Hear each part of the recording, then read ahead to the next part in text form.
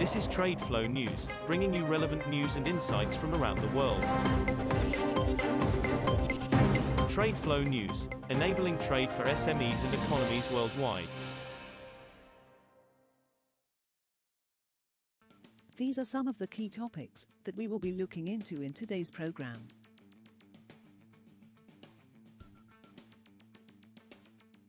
First, let's take a look at the overnight headlines which are impacting the commodity markets.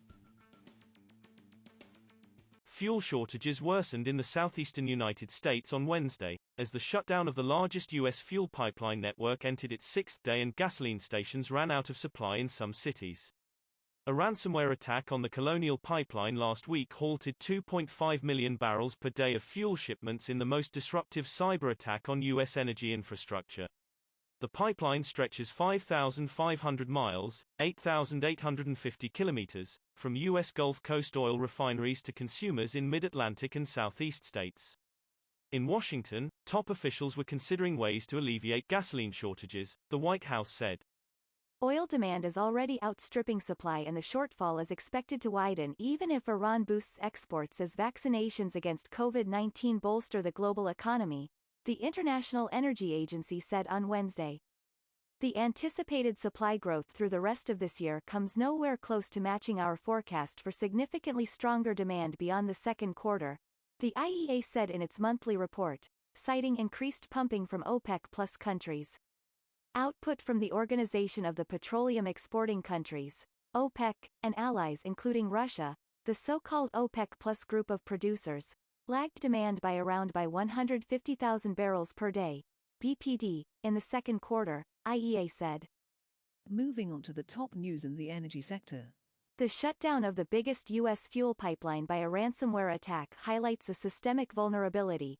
Pipeline operators have no requirement to implement cyber defenses.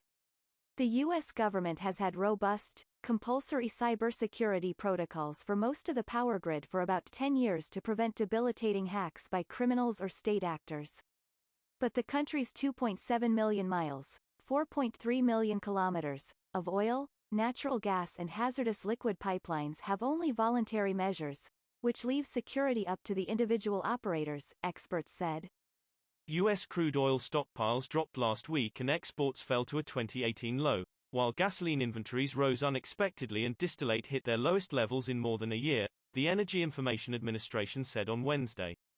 Crude inventories fell by 427,000 barrels in the week to May 7 to 484.7 million barrels, compared with analysts' expectations in a Reuters poll for a 2.8 million barrel drop.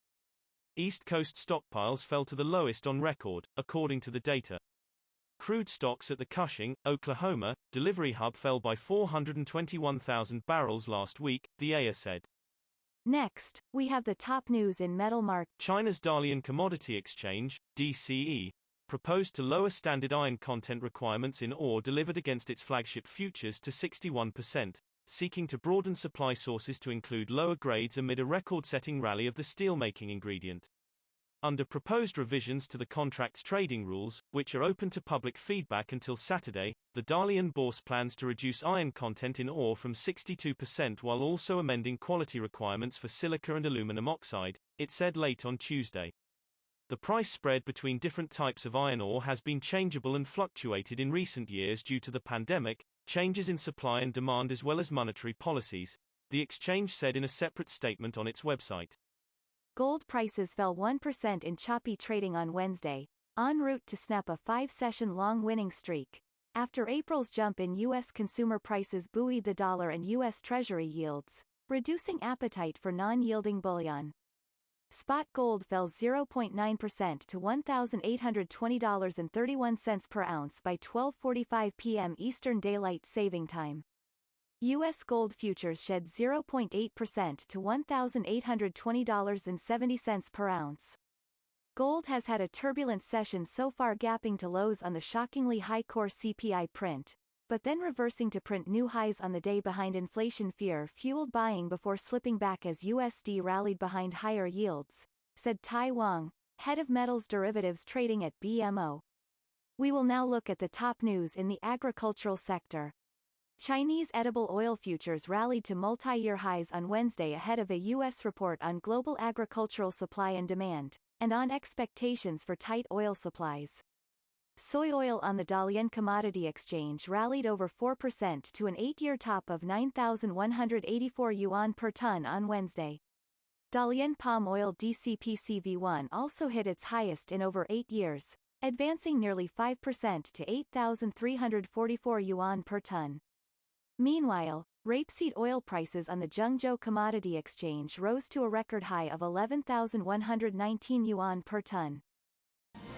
That is all for today's news on commodity markets. Stay tuned to TradeFlow News as we continue to provide you with more updates. We also invite you to follow us on Twitter at TradeFlow News, which allows you to watch our program on your mobile device or desktop to receive information from there.